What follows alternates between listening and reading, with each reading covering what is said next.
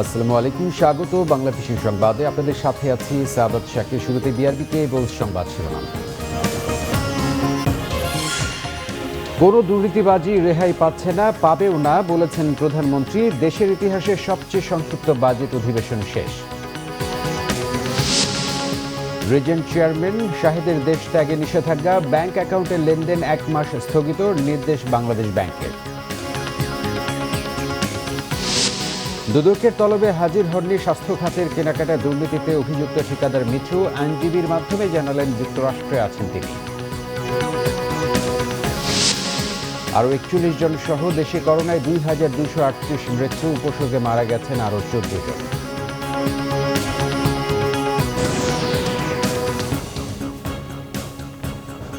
দেখছিলেন বিআরবি কেবল সংবাদ শিরোনাম।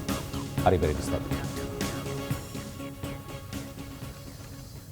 প্রধানমন্ত্রী শেখ হাসিনা বলেছেন, কে কোন দলের দেখা হচ্ছে না, যেই অনিয়ম দুর্নীতি করছে তাকে ধরা হচ্ছে এবং তা অব্যাহত থাকবে। আর আমরা চোর ধরে চোর হয়ে যাচ্ছি মন্তব্য করে প্রধানমন্ত্রী বলেন, চোর ধরার জন্য উল্টো সরকারকেই দোষারোপ করা দুর্ভাগ্যজনক। করোনা মোকাবেলায় যথাযথ ব্যবস্থা নেওয়ার পাশাপাশি জীবন জীবিকা চালু রাখতে সরকারের নেওয়া পদক্ষেপের সুফল মানুষ পাচ্ছে বলেও জানান সরকার প্রধান। করোনা পরিস্থিতি বিবেচনা করেই বাজেট দেওয়া হয়েছে। পরিস্থিতির উন্নতি না হলে বাজেট বাস্তবায়ন করা কঠিন হবে বলে জানান প্রধানমন্ত্রী। জনগণের পাশে থেকে সকল ধরনের সাহায্য। বৃহস্পতিবার সংসদে বাজেট অধিবেশনে সমাপনী বক্তব্য রাখেন প্রধানমন্ত্রী সংসদ নেতা শেখ হাসিনা। তার বক্তব্যে দেশের করোনা পরিস্থিতি, সরকারের পদক্ষেপ, এই পরিস্থিতিতে অর্থনীতি গতিশীল রাখা সহ বিভিন্ন দিক উঠে আসে। আর যতই ঝড় ঝঞ্ঝা, দুর্যোগ, রোগ শোক বালা এগুলি থাকবেই, কিন্তু জীবন তো থেমে থাকতে পারে না, জীবন তো চলমান। জীবনকে চালিয়ে নিয়ে যেতে হবে। আর সেদিকে লক্ষ্য রেখেই মনে হয় যদি কখনো সারা বিশ্বের অর্থনৈতিক অবস্থা ভালো হয় তখন যেন আমরা সেই সাথে তাল মিলিয়ে চলতে পারি, সেটা মাথায় রেখে আমরা এই বাজেটটা দিয়েছি। যদি ভালো অবস্থা হয় আমরা এটা সম্পূর্ণ বাস্তবায়ন করতে সক্ষম হব। আর যদি সারা বিশ্বে স্থবিরতা চলে হয়তো আমরা আমাদের লক্ষ্যে পৌঁছাতে পারবো না, কিন্তু চলমান থাকবে আমাদের অর্থনীতি, সেটাই হচ্ছে বড় কথা। আর সেদিকে লক্ষ্য রেখেই আমরা আমাদের কাজ করে যাচ্ছি। এই পরিস্থিতির মধ্যেও যারা অনিয়ম দুর্নীতি করছে তাদের বিরুদ্ধে ব্যবস্থা গ্রহণ অব্যাহত থাকবে বলেও জানান প্রধানমন্ত্রী। কে কোন দলের সেটা বড় কথা না, কে এই ধরনের দুর্নীতির সাথে জড়িত, অনিয়মের সাথে জড়িত, আমরা যাকেই পাচ্ছি যেখানেই পাচ্ছি আমরা ধরছি। আর ধরছি বলেই যেন আমরা চোর ধরে চোর হয়ে যাচ্ছি, আমরাই ধরি আবার আমাদেরকেই দোষারোপ করা হয়। এটাই হচ্ছে দুর্ভাগ্য। এর আগে তো দুর্নীতিটাই নীতি ছিল, অনিয়মটাই নিয়ম ছিল, অনিয়মটাই নিয়ম ছিল, সেইভাবেই রাষ্ট্র চলেছে। কিন্তু আমরা আসার পর সেগুলি, আওয়ামী লীগ আসার পর সেগুলি আমরা মোকাবেলা করার চেষ্টা করছি, যতদূর পারি সেগুলো আমরা শুদ্ধ করার চেষ্টা করে যাচ্ছি। আমাদের প্রচেষ্টা অব্যাহত থাকবে। আমি আগেই বলেছি যে এই অনিয়মগুলি আমরা নিশ্চয়ই মানব না, সে যেই হোক তার বিরুদ্ধে ব্যবস্থা আমরা নিচ্ছি এবং নেব, এটা অব্যাহত থাকবে। এই দুর্যোগেও সরকারের পাশাপাশি বরাবরের মতো বাংলাদেশ আওয়ামী লীগও মানুষের পাশে ছিল বলে জানান আওয়ামী লীগ সভাপতি প্রধানমন্ত্রী শেখ হাসিনা। বাংলাদেশ আওয়ামী লীগ। রকুনুজ্জামান, বাংলা ভিশন, ঢাকা। শেষ হয়েছে দেশের ইতিহাসে সংক্ষিপ্ততম বাজেট অধিবেশন। এ সমাপনী দিনে সংসদের বিরোধী দলীয় উপনেতা জাতীয় পার্টির চেয়ারম্যান জিএম কাদের অভিযোগ করেছেন, করোনা চিকিৎসা ব্যবস্থাপনায় অনিয়ম দুর্নীতি দেশের ভাবমূর্তিকে সংকটে ফেলেছে সারা বিশ্বে। সংসদে বাজেট অধিবেশনের ও স্বাস্থ্যমন্ত্রীর নানা সমালোচনা উঠে আসে সংসদ সদস্যদের বক্তব্যে। এছাড়া এদিন আপত্তির মুখে বাংলাদেশ ব্যাংকে গভর্নরের বয়সসীমা বাড়ানোর বিল পাশ হয়। করোনা পরিস্থিতির কারণে মাত্র 9 কার্যদিবসেই বৃহস্পতিবার বাজেট অধিবেশনের সমাপ্তি টানেন স্পিকার শিরীন শারমিন চৌধুরী। শেষ দিনে সংসদ নেতা প্রধানমন্ত্রী শেখ হাসিনার বক্তব্যের আগে বক্তব্য রাখেন সংসদের বিরোধী দলীয় উপনেতা জিএম কাদের। করোনা মোকাবেলায় সরকারের নেওয়া পদক্ষেপের নানা অব্যবস্থাপনা নিয়ে অভিযোগ করেন তিনি। এখন আমাদের দেশের কোভিড-19 পরীক্ষার নেগেটিভ রিপোর্ট নিয়ে আমাদের দেশের মানুষরা যখন বিদেশে যাচ্ছে সেখানে তাদের পজিটিভ হিসাবে শনাক্ত হচ্ছে এবং আমাদের দেশের এই টেস্টকে আর বিদেশে বিভিন্ন দেশ আর এটাকে গ্রহণ করছেন না, তারা এটাকে বিশ্বাসযোগ্য মনে করছেন না। বেশ কয়েকটি দেশ বাংলাদেশি যাত্রীদের নিয়ে বিমানে তাদের দেশে অবতরণ নিষিদ্ধ ঘোষণা করেছেন। আমরা পৃথিবীতে একঘরে হয়ে যাওয়ার অবস্থা পড়েছি। সামান্য একটা ব্যাপার, কিন্তু ওটাতে কতদূর আমাদের দেশের ভাবমূর্তি কতটুকু গেল, দেশের সাধারণ মানুষের কত ক্ষতি হলো। করোনা ভাইরাস এবার সংসদে রুটিন কার্যক্রমের বাইরে সবচেয়ে বেশি আলোচিত ছিল করোনা পরিস্থিতি মোকাবেলায় স্বাস্থ্য মন্ত্রণালয়ের ব্যর্থতা। শেষ দিনেও স্বাস্থ্যমন্ত্রী নানা সমালোচনায় মুখর ছিলেন সংসদ সদস্যরা। স্বাস্থ্য বিভাগের সবচেয়ে বেশি করাপশন হয় কেন্দ্রীয় ওষুধাগারে। যেই প্রকিউরমেন্টে ওই স্বাস্থ্যমন্ত্রীর ছেলে এবং স্বাস্থ্যমন্ত্রীর কনসেন্ট আছে এই কথা বলে মিটু সিন্ডিকেট যে লিস্ট দেন, সেই লিস্ট অনুযায়ী তাদেরকে ডাইরেক্ট পারচেজ করতে না দেওয়ায় তাকে বদলি করা হয়। এছাড়া এদিন বিরোধীদের আপত্তির মুখে পাশ হয় Bangladesh bank amendment bill 2020। Bangladesh ব্যাংকের বর্তমান গভর্নর ফজলে কবিরকে আরও 2 বছর একই পদে রেখে দেওয়ার জন্যই বিল আনা হয়েছে বলে অভিযোগ বিরোধীদের। এর ফলে বাংলাদেশ ব্যাংকের গভর্নরের বয়স 65 থেকে 67 করা যাবে। আপনি শুধু বাংলাদেশ ব্যাংকের গভর্নরের জন্য করবেন কেন? তাহলে আজকে সবার জন্য ওপেন করে দেন, যে আজকে সবার জন্য 67 বছর করে দেওয়া হলো। এটি বাংলাদেশ সংবিধানে স্পষ্ট বলছে যে নাগরিকদের জন্য সমতা নিশ্চিত করবে। এবার 15 জুন মাত্র 1 ঘন্টার আলোচনার মাধ্যমে সম্পূরক বাজেট পাশ হয়। 2 দিন আলোচনার পর পাশ হয় অর্থ বিল। 30 জুন বাজেট পাশ করা হয়। 18 জন সংসদ সদস্য 5 ঘন্টা 18 মিনিট বাজেটের উপর আলোচনা করেন। বিল পাশ হয় মোট 5টি। রকুনুজ্জামান, বাংলাভিশন, ঢাকা।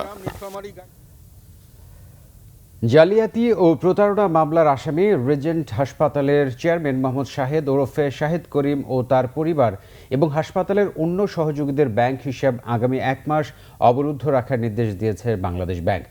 শাহেদের বিরুদ্ধে দায়ের হওয়া র্যাবের মামলা সুষ্ঠু তদন্তের স্বার্থে তার দেশ ত্যাগে নিষেধাজ্ঞা জারি করেছে পুলিশও। দুদকও মাঠে নেমেছে রিজেন্টের মালিক শাহেদের দুর্নীতির অনুসন্ধানে। সময় যত গড়াচ্ছে ততই অনিয়ম দুর্নীতির থলের বিড়াল বেরিয়ে আসছে রিজেন্ট হাসপাতালের মালিক শাহেদ করিমের বিরুদ্ধে।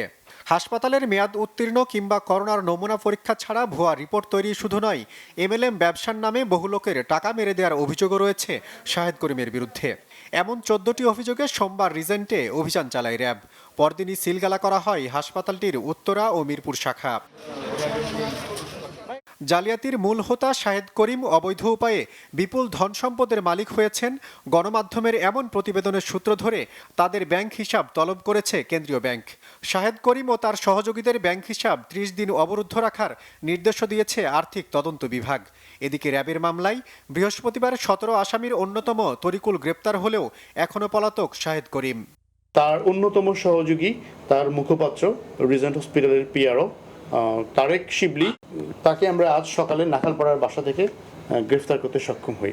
তার কাছ থেকে আমরা গুরুত্বপূর্ণ তথ্যপত্র পাচ্ছি। শাহেদ করিম নজরবন্দি এইটা আমরা এই মুহূর্তে বলতে পারছি না। তাকে আমরা গ্রেফতার করার জন্য অভিযান পরিচালনা করছি। শুধুমাত্র ঢাকা শহরেই নয়, সারা বাংলাদেশে তাকে গ্রেফতার করার জন্য র্যাব অভিযান পরিচালনা করছে। দেরিতে হলেও মাঠে নেমেছে দুর্নীতি দমন কমিশনও। শাহেদ করিমের বিরুদ্ধে ওঠা অভিযোগ অনুসন্ধান শুরু হয়েছে জানিয়েছেন দুদক সচিব।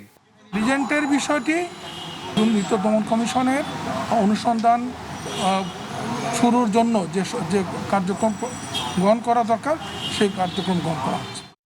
অন্যদিকে র্যাবের মামলা সুষ্ঠু তদন্তের স্বার্থে রিজেন্ট হাসপাতালের চেয়ারম্যান শাহেদ করিম যেন অন্য দেশে যেতে না পারেন সেই নিষেধাজ্ঞা জারি করে ইমিগ্রেশন বিভাগে চিঠি দিয়েছে পুলিশ।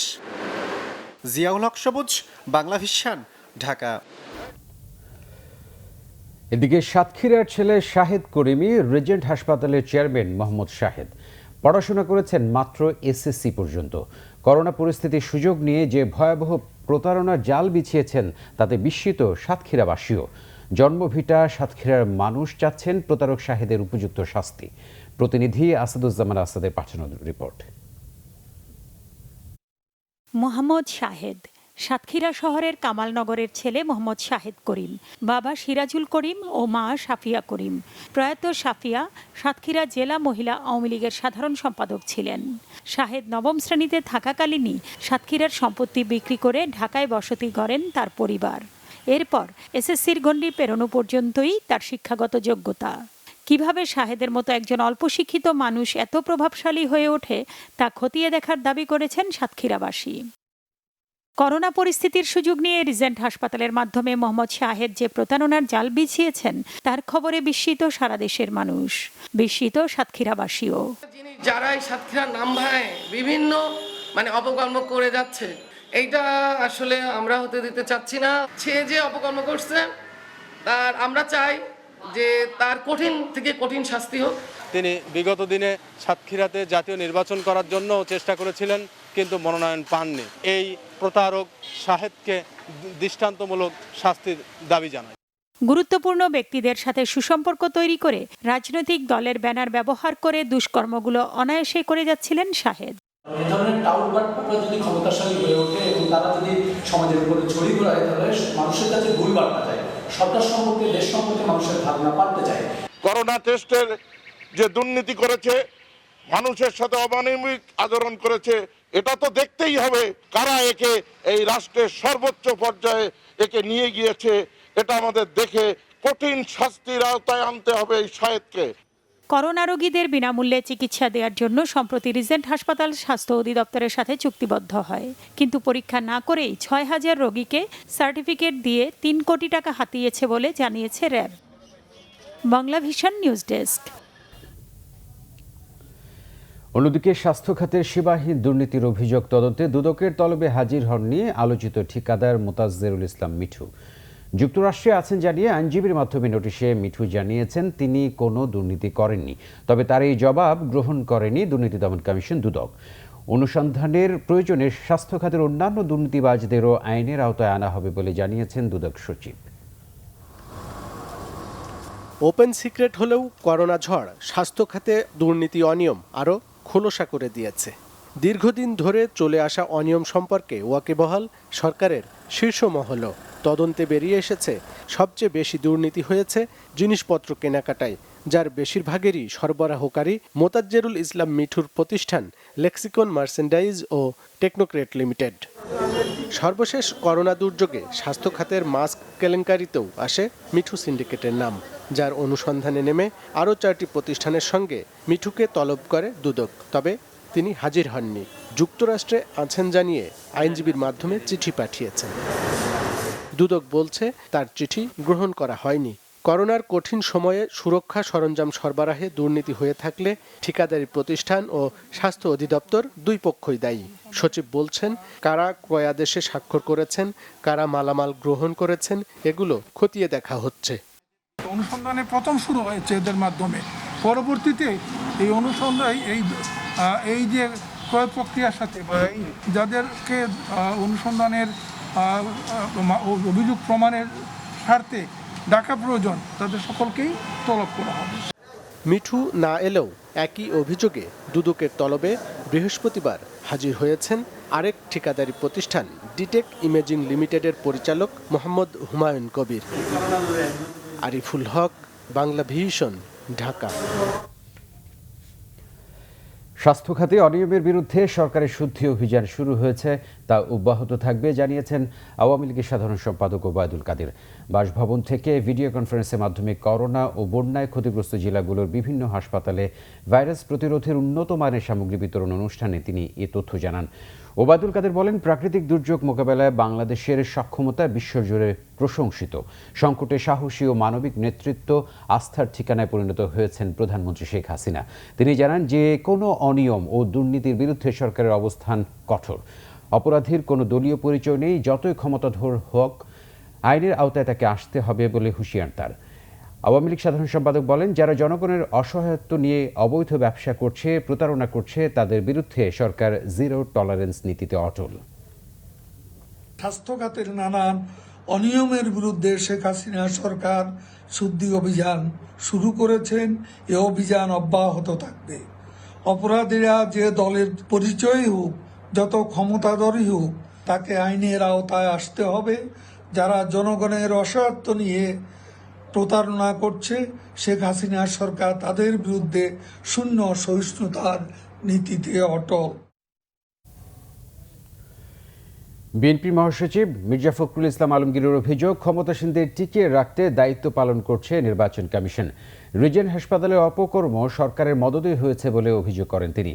কার্যকর গণতন্ত্রে নির্বাচন কমিশনের ভূমিকা নিয়ে এক ভার্চুয়াল আলোচনার আয়োজন করা হয়। এতে বিএনপি স্থায়ী কমিটির সদস্য নজরুল ইসলাম খান, আমির খসরু মাহমুদ চৌধুরী, নাগরিক ঐক্যের মাহমুদুর রহমান মান্না, বাসুদের বজলুর রশিদ ফিরোজ এবং নির্বাচন কমিশনের সাবেক সচিব আব্দুর রশিদ অংশ নেন।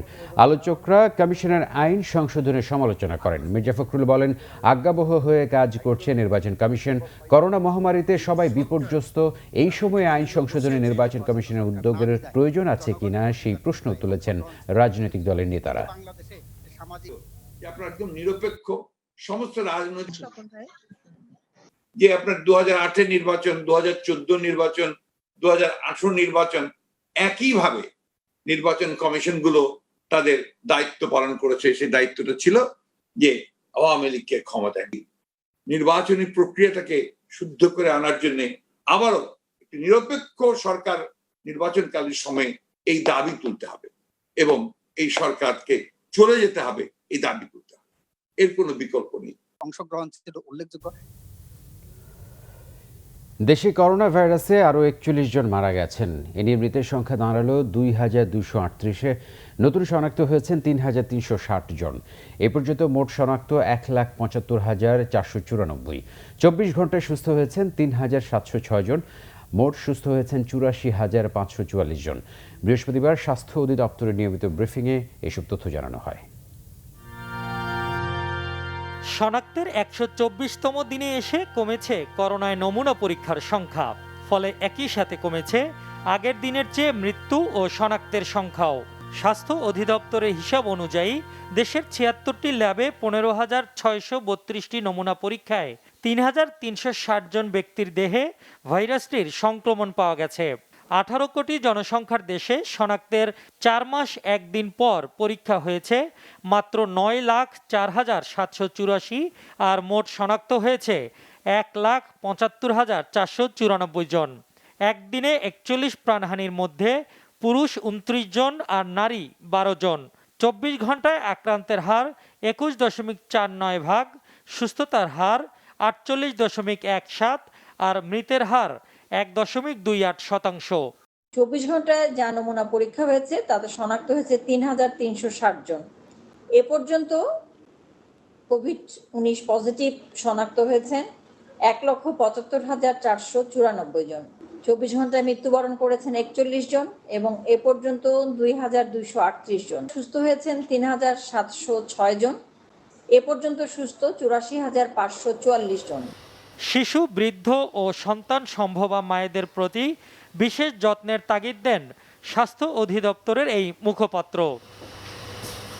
এদিকে কোরবানির ঈদ সহ সামনের দিনগুলোর ঝুঁকি বিবেচনায় সবাইকে সতর্ক হওয়ার তাগিদ দেন চিকিৎসকরা।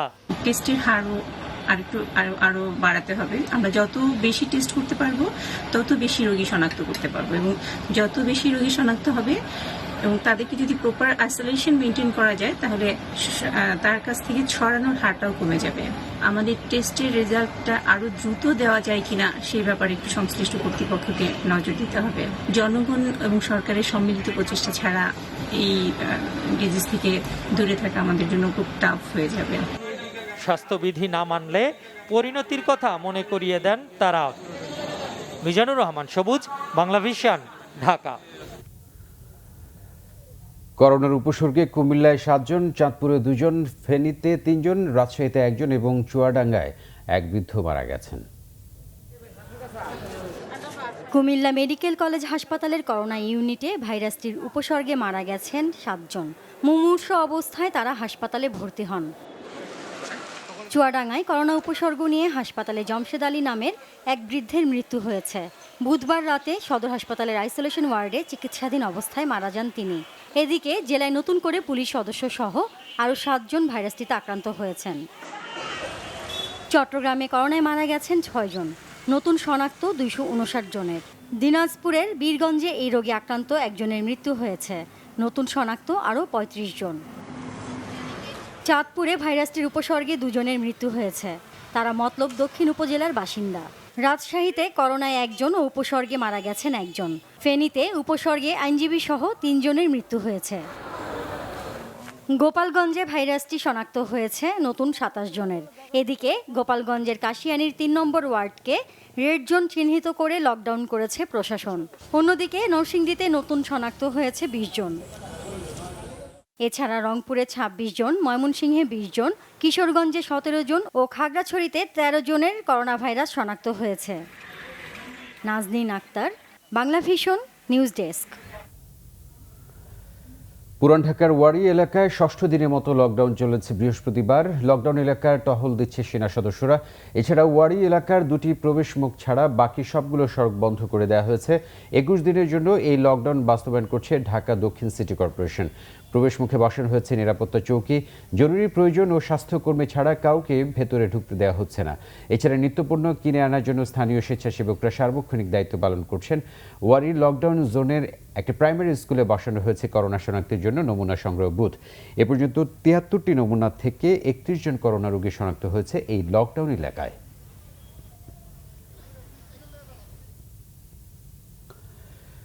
করোনা ঝাপটার মাঝে প্রতিষ্ঠিত শিক্ষা প্রতিষ্ঠানগুলো কোনোভাবে টিকে গেলেও বন্ধের ঝুঁকিতে পড়েছে রাজধানীর এলাকা ভিত্তিক স্কুল ও কোচিং সেন্টারগুলো। ৩-৪ মাস ধরে বেতন নেই শিক্ষকদের। মানবেতর জীবনযাপন করলেও তাদের দিকে তাকাবার যেন কেউ নেই। বাধ্য হয়ে বেছে নিচ্ছেন পেশা বদলের পথ। কঠিন এ বাস্তবতায় আর্থিক প্রণোদনার দাবি স্কুল কোচিং মালিকদের। গত কয়েক বছরে ঢাকার প্রায় সব এলাকায় গড়ে উঠেছে ছোট বড় কিন্ডারগার্টেন, স্কুল ও কোচিং সেন্টার। প্রয়োজনীয়তা নিয়ে প্রশ্ন থাকলেও এসব প্রতিষ্ঠান হয়ে উঠেছে অনেক মানুষের কর্মসংস্থান বা কর্মস্থল। তবে করোনা তাদের জীবিকা অনিশ্চিত করে তুলেছে। বেশিরভাগ স্কুল কোচিং ৪ মাস ধরে বন্ধ। তালা ঝুলছে গেটে। যেসব শ্রেণীকক্ষ মুখর থাকত শিশুদের হই হুল্লোড়ে, এখন শুধুই নীরবতা। ধুলো জমেছে বেঞ্চে, ফাঁকা পড়ে আছে হোয়াইট বোর্ড। টুকটাক অনলাইনে ক্লাস চললেও বেতন দিতে অনীহা অভিভাবকদের। সব মিলিয়ে যেন দুর্বিষহ জীবন শিক্ষকদের। আমরা শিক্ষিত হয়ে আমরা কারোর কাছে হাত পেতে পারতেছি না, এবং কি আমরা দোকানে বাকি খেতে খেতে দোকানদার আমাদেরকে বাকি দিতেছে না। আমরা বড় অসহায়। গার্ডিয়ানরা যদি পেমেন্ট দেয় তাহলেই তো আমরা প্রতিষ্ঠান থেকে পেমেন্ট পাবো। সেক্ষেত্রে আমরা প্রতিষ্ঠান থেকে পেমেন্টও পাচ্ছি না। আমরা যে কি দুর্দিনের মধ্যে জীবনযাপন করছি শুধু একমাত্র আমরাই জানি। এইভাবে পরিস্থিতি যদি এরকম করেই চলে তাহলে হয়তো বা আমাদেরকে পেশা চেঞ্জ করতে হবে, বিকল্প কোনো চিন্তা ভাবনা করতে হবে, কারণ এভাবে আর কতদিন থাকা যাবে। এই এক্সপিরিয়েন্স টিচারগুলোকে ধরে রাখার জন্য এখন বিশেষ যদি কোনো ব্যবস্থা না করা হয় তাহলে এই শিক্ষা খাতটা চরম একেবারে আপনার হুমকির মধ্যে পড়ে যাবে। এমন বাস্তবতায় অসহায় স্কুল কোচিংগুলোর মালিকেরা বলছেন, শিক্ষকদের বেতন দূরে থাক, ভবন ভাড়াই টানতে পারছেন না তারা। সরকারের আর্থিক প্রণোদনা না মিললে একেবারে বন্ধ করে দেওয়া ছাড়া আর কোনো পথ দেখছেন না। 17ই মার্চ থেকে আমাদের প্রতিষ্ঠান বন্ধ। এখন পর্যন্ত কখন খুলবে, কখন কি হবে আমরা কিছুই জানি না। কান্না ছাড়া আসলে কিছু করার নেই আমাদের। আমরা আসলে অনেক আমাদের স্টাফ, আমাদের যারা টিচার, কার মুখের দিকে তাকাতে পাচ্ছি না। আমাকে সবাই ফোন করে, স্যার আমরা বেতন কীভাবে পাবো, আমরা কীভাবে কী করব, কিন্তু আমার বলার কিছুই নেই। মাননীয় প্রধানমন্ত্রী, আপনি আমাদের দেশের মা, আপনি আমাদের দিকে এই শিক্ষা খাতের দিকে আপনি একটু তাকান প্লিজ। মাননীয় প্রধানমন্ত্রী সারা দেশের নন-অভিভুক্ত প্রতিষ্ঠানের শিক্ষকদেরকে ৫,০০০ টাকা করে একটা প্রণোদনা উনি ঘোষণা করেছেন। তো আমরা চাই যে করোনা যে কয়টাই মাস স্থায়ী হবে অন্তত সেই সময়গুলোতে প্রতিটা মাসেই এই টাকাটা কন্টিনিউ করা। এলাকার বিত্তবানদের এগিয়ে আসারও অনুরোধ এসব শিক্ষা প্রতিষ্ঠান সংশ্লিষ্টদের। তাইমুর রশিদ, বাংলা ভিশন, ঢাকা। করোনা ভাইরাসে বিশ্বে মোট প্রাণহানি 5,54,000 ছাড়িয়েছে। আক্রান্ত 1,22,57,000-এর উপরে। এদিকে করোনার কারণে চলতি বছর বিশ্বে 12,20,00,000 মানুষ দুর্ভিক্ষের শিকার হতে পারে বলে সতর্ক করে দিয়েছে মানবাধিকার সংস্থা অক্সফাম। তারা বলছে এতে প্রতিদিন 12,000-এর বেশি মানুষের মৃত্যু হতে পারে। করোনায় দৈনিক মৃতের তালিকায় শীর্ষে থাকা ব্রাজিলের মৃতের সংখ্যা 68,000 ছাড়িয়েছে। আক্রান্ত 17,19,000-এর বেশি। যুক্তরাষ্ট্রে মোট মৃত্যু 1,35,000 ছাড়িয়েছে। বুধবার সর্বোচ্চ 62,000-এর কাছাকাছি করোনা রোগী শনাক্তের পর সেখানে আক্রান্তের সংখ্যা এখন 31,80,000। করোনার কারণে যুক্তরাষ্ট্রে গেল সপ্তাহে নতুন করে 13 লাখ নাগরিক বেকার হয়েছে। মেক্সিকোতে মৃতের সংখ্যা বেড়ে 32,796 জনে দাঁড়িয়েছে। এছাড়া ভারতে একদিনে রেকর্ড 25,500 করোনা রোগী শনাক্ত হয়েছে। আর গেল কয়েক ঘন্টায় দেশটিতে মারা গেছে 450। মৃতের সংখ্যা বেড়ে দাঁড়িয়েছে 21,600 শতাধিকে। আক্রান্ত 7,91,000-এর উপরে। আক্রান্তদের সিংহভাগই মহারাষ্ট্রের অধিবাসী। এদিকে করোনার বিস্তার ঠেকাতে দ্বিতীয় দফায় লকডাউন শুরু হয়েছে অস্ট্রেলিয়ার দ্বিতীয় বড় শহর মেলবোর্নে। এতে আগামী 6 সপ্তাহের জন্য শহর ছাড়তে পারবেন না অন্তত 50 লাখ নগরবাসী। নতুন 191 জনের করোনা শনাক্ত হয় এই পদক্ষেপ নেওয়া হলো।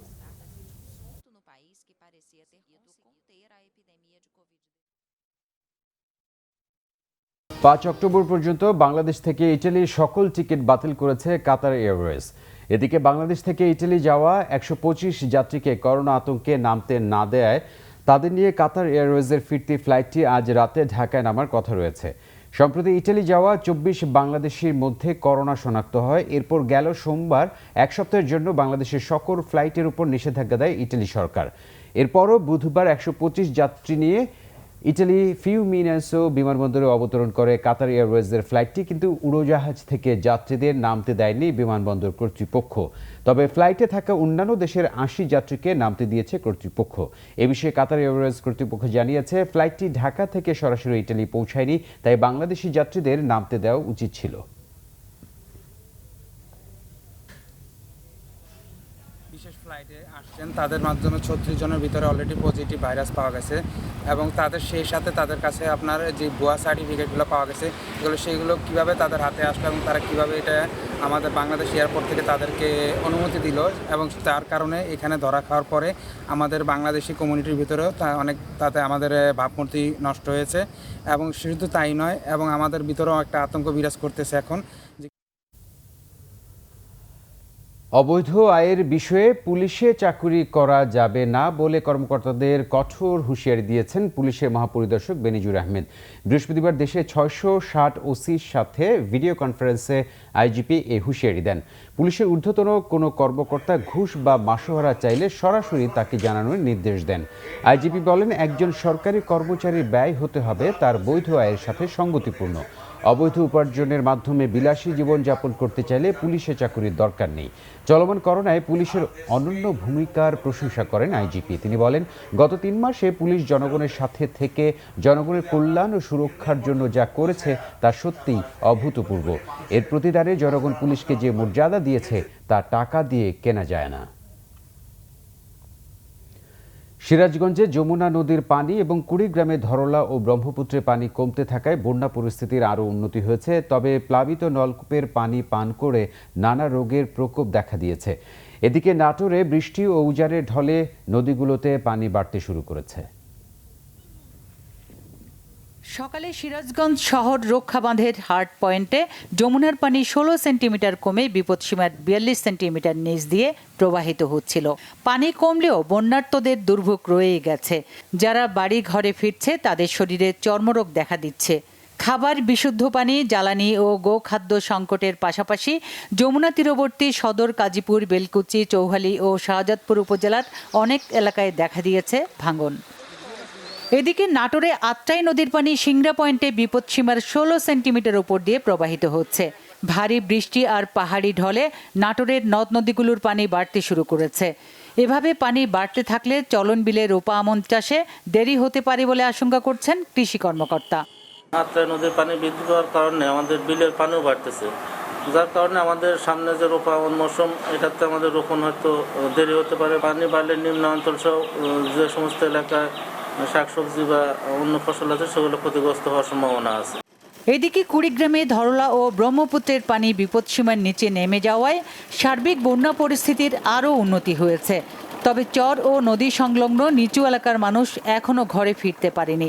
রাস্তা ও বাঁধের উপর আশ্রিত হাজারো মানুষের দুর্ভোগ উঠেছে চরমে। খাবারের পাশাপাশি দেখা দিয়েছে পানি ও স্যানিটেশন সমস্যা। বন্যায় ডুবে যাওয়া নলকূপের পানি পান করে নানা রোগ দেখা দিয়েছে দুর্গত এলাকায়। সুচরিতা সূচি, বাংলা ভিশন নিউজ ডেস্ক। বগুড়ায় সিনিয়র সাংবাদিক রাশিদুন নবী বাবুর দাফন সম্পন্ন হয়েছে। এর আগে বৃহস্পতিবার বাদ জোহর শহরের মালতীনগর কেন্দ্রীয় ঈদগাহ মাঠে জানাজা অনুষ্ঠিত হয়। জানাজায় সাংবাদিক সহ বিশিষ্টজনরাও অংশ নেন। পরে শহরের দক্ষিণ বগুড়া কবরস্থানে বাবার কবরের পাশে তাকে দাফন করা হয়। সকালে ঢাকা থেকে তার মরদেহ পৈতৃক বাড়িতে পৌঁছলে সেখানে বগুড়া প্রেস ক্লাবের সাধারণ সম্পাদক আরিফ রেহমানের নেতৃত্বে সাংবাদিক নেতারা শ্রদ্ধা জানান। খান বাহাদুর আহসানুল্লাহ দরবার শরীফের খাদেম হজরত আনসার উদ্দিন আহমেদের দাফন সম্পন্ন হয়েছে। সাতক্ষীরার নলতার দরবার শরীফ সংলগ্ন চত্বরে বৃহস্পতিবার ভোরে তার জানাজা হয়। পরে রোজা শরীফের পূর্ব পাশে তাকে সমাহিত করা হয়। ৭ জুলাই সাতক্ষীরা মেডিকেল কলেজ হাসপাতালে শেষ নিঃশ্বাস ত্যাগ করেন তিনি। মৃত্যুকালে তার বয়স হয়েছিল ৮৫ বছর। আর এই অংশের শুরুতেই আন্তর্জাতিক সংবাদ।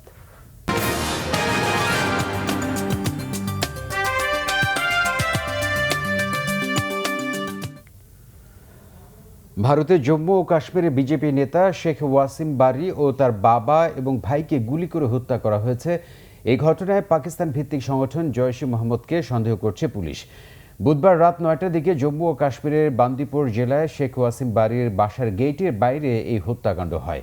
বিজেপি জেলা কমিটির সাবেক সভাপতি ছিলেন তিনি। পুলিশ জানায়, মোটরসাইকেলে আসা আততায়ী খুব কাছে থেকে গুলি করে শেখ ওয়াসিমকে হত্যা করে। তার বাবা ও ভাইকে একই কায়দায় হত্যা করা হয়। এই ঘটনার সময় ব্যক্তিগত নিরাপত্তারক্ষীদের কেউ আশেপাশে ছিল না। তার নিরাপত্তা দায়িত্বে থাকা পুলিশের ১০ সদস্যকে তদন্তের স্বার্থে আটক করা হয়েছে। স্থানীয় একটি গোষ্ঠী হত্যার দায় স্বীকার করেছে। তদন্ত কর্মকর্তাদের দাবি, প্রাথমিক তদন্তে শনাক্ত হওয়া হামলাকারী জয়শ-ই মোহাম্মদ, লস্কর-ই তৈয়বা ও হিজবুল মুজাহিদিনের সাথে জড়িত। এই ঘটনার সুষ্ঠু তদন্তের নির্দেশ দিয়েছেন বিজেপি শীর্ষ নেতা প্রধানমন্ত্রী নরেন্দ্র মোদী। ক্লেমান খেলার সংবাদ এবার।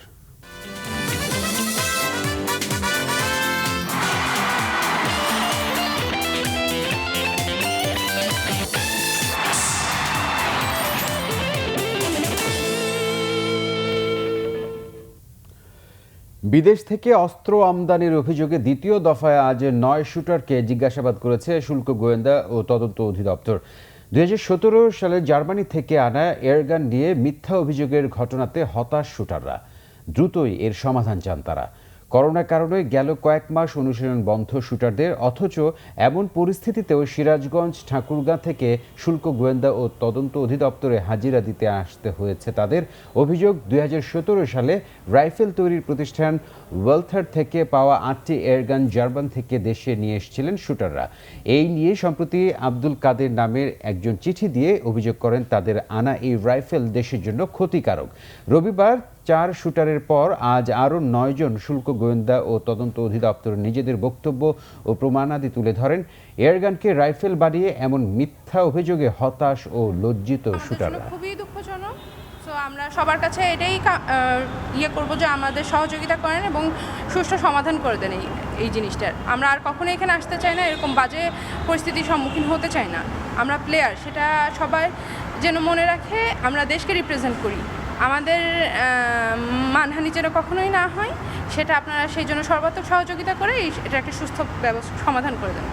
মিস্টার আব্দুল কাদের, যে আমাদের এই একটা ফেক চিঠির মাধ্যমে আমাদের এখানে এনে আমাদের বলা হয়েছে যে, এবং তার চিঠির ভাষাটা এমন ছিল যে আমরা একটা হুমকি স্বরূপ রাইফেল নিয়ে আসছি, এটা আমাদের জাতির জন্য হুমকি স্বরূপ। মানুষ কেন, পাখির জন্য হার্মফুল হয় না? তাইলে তো এটা বলা উচিত ছিল হচ্ছে বেলুনের জন্য এটা একটা হার্মফুল ব্যাপার।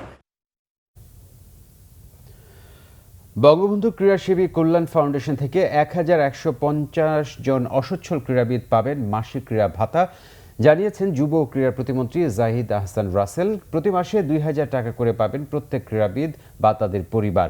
বছরে পাবেন ২৪,০০০ টাকা। দুপুরে জাতীয় ক্রীড়া পরিষদে বঙ্গবন্ধু ক্রীড়াসেবী কল্যাণ ফাউন্ডেশনের বোর্ড সভায় এই সিদ্ধান্ত নেওয়া হয়। অচিরেই এই অর্থ ক্রীড়াবিদদের হাতে তুলে দেওয়া হবে বলে জানান ফাউন্ডেশনের চেয়ারম্যান যুব ও ক্রীড়া প্রতিমন্ত্রী জাহিদ আহসান রাসেল। তিনি বলেন, স্বাধীনতার পরেই অসচ্ছল ক্রীড়াবিদ ও ক্রীড়া সংগঠকদের কল্যাণার্থে এই ফাউন্ডেশনটি গড়ে তুলেছিলেন জাতির পিতা বঙ্গবন্ধু শেখ মুজিবুর রহমান।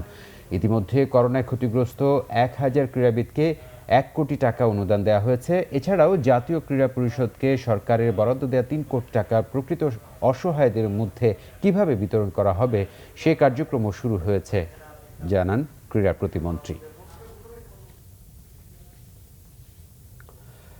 সংবাদ শেষ করব বিআরবি কেবল শিরোনামগুলো একবার জানিয়ে দিয়ে। কোনো দুর্নীতিবাজি রেহাই পাচ্ছে না, পাবেও না, বলেছেন প্রধানমন্ত্রী। দেশের ইতিহাসে সবচেয়ে সংক্ষিপ্ত বাজেট অধিবেশন শেষ। রিজেন্ট চেয়ারম্যান শাহেদের দেশ ত্যাগে নিষেধাজ্ঞা, ব্যাংক অ্যাকাউন্টে লেনদেন ১ মাস স্থগিত, নির্দেশ বাংলাদেশ ব্যাংকের। দুদকের তলবে হাজির হননি স্বাস্থ্য খাতে কেনাকাটায় দুর্নীতিতে অভিযুক্ত ঠিকাদার মিঠু। আইনজীবীর মাধ্যমে জানালেন যুক্তরাষ্ট্রে আছেন তিনি। আরও 41 জন সহ দেশে করোনায় 2238 মৃত্যু, উপসর্গে মারা গেছেন আরও 14 জন।